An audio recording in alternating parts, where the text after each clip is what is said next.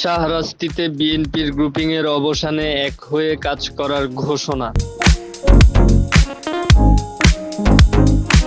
12 জানুয়ারি দুপুরে চাঁদপুর জেলা বিএনপির সহ সভাপতি আব্দুল মান্নান পাটোয়ারীর মধ্যস্থতায় শাহরাস্তি এক গুরুত্বপূর্ণ সভা অনুষ্ঠিত হয়। সভায় বিএনপির মনোনীত প্রার্থী ইঞ্জিনিয়ার মুমিনুল হক সহ দ্বিধা বিভক্ত নেতা কর্মীরা উপস্থিত হয়ে ঐক্যবদ্ধভাবে কাজ করার ঘোষণা দেন। শাহরাস্তি, হাজীগঞ্জ তথা চাঁদপুর 5 আসনে জাতীয় সংসদ নির্বাচনকে সামনে রেখে সব ধরনের ভেদাভেদ ভুলে ঐক্যবদ্ধভাবে কাজ করার ঘোষণা দিয়েছে বিএনপির নেতৃবৃন্দ। দীর্ঘদিনের গ্রুপিং ও দ্বিধা বিভক্তির অবসান ঘটিয়ে দলীয় প্রার্থীর পক্ষে এক হয়ে মাঠে নামার অঙ্গীকার করেন তারা। দীর্ঘদিনের গ্রুপিং ও দ্বিধা বিভক্তির অবসান ঘটিয়ে দলীয় প্রার্থীর পক্ষে এক হয়ে মাঠে নামার অঙ্গীকার করেন তারা। সভা শেষে নেতৃবৃন্দ একে অপরকে জড়িয়ে ধরে শুভেচ্ছা ও কুশল বিনিময় করেন।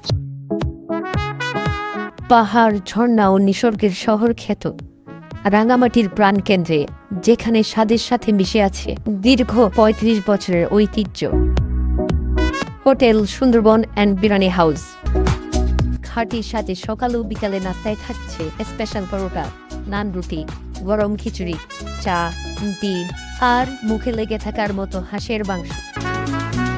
দুপুর ও রাতের খাবারে রয়েছে রাজকীয় আয়োজন, সুস্বাদু বিরিয়ানি, সাদা ভাত, গরুর মাংস, দেশি মুরগি, হাঁসের মাংস, কাপ্তাই লেকের রুই, কাতল, কালীবাউস, বোয়াল, ছোট মাছ সহ রকমারি মাছের পদ এবং শুটকি ভর্তা, মাছ ভর্তা, বেগুন ভর্তা সহ আরও বিভিন্ন রকম দেশি সবজি।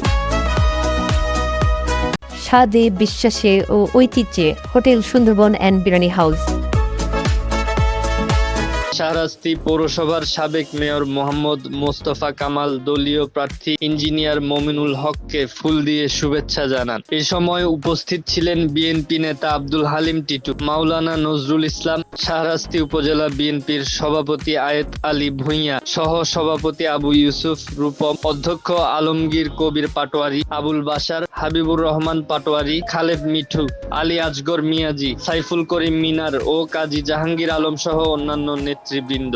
বিএনপির দ্বিধা বিভক্তি নিরসনে গুরুত্বপূর্ণ ভূমিকা রাখতে সভায় উপস্থিত ছিলেন চাঁদপুর জেলা বিএনপির সাধারণ সম্পাদক অ্যাডভোকেট সলিমুল্লাহ সেলিম। গ্রুপিং নিরসনের এই সংবাদের খবর পেয়ে মুহূর্তের মধ্যেই সভাস্থলে শত শত নেতাকর্মী উপস্থিত হন। এ সময় নেতাকর্মীদের মাঝে উৎসাহ, উদ্দীপনা ও নতুন করে ঘুরে দাঁড়ানোর প্রত্যয় লক্ষ্য করা যায়। সংবাদ প্রেরক বি.এম. মিজানুর রহমান, সংবাদ পাঠক আহমেদ রুস্তম রায়হান, নির্বাহী সম্পাদক সাপ্তাহিক পার্বত্য কণ্ঠ।